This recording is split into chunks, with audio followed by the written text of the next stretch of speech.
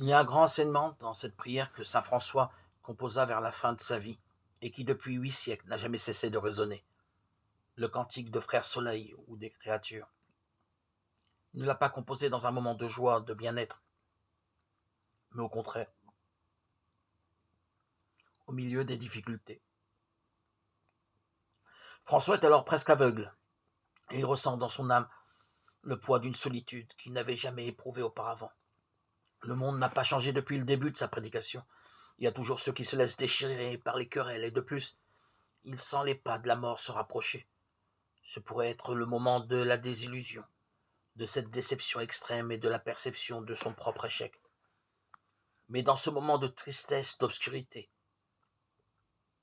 il loue Dieu. Il prie le Seigneur en louant.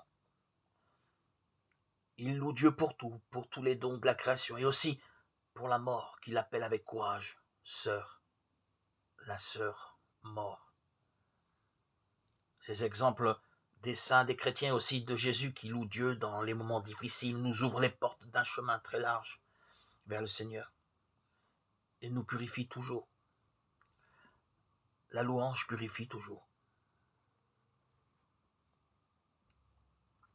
Dieu est toujours près de la porte de notre cœur et il attend que nous lui ouvrions.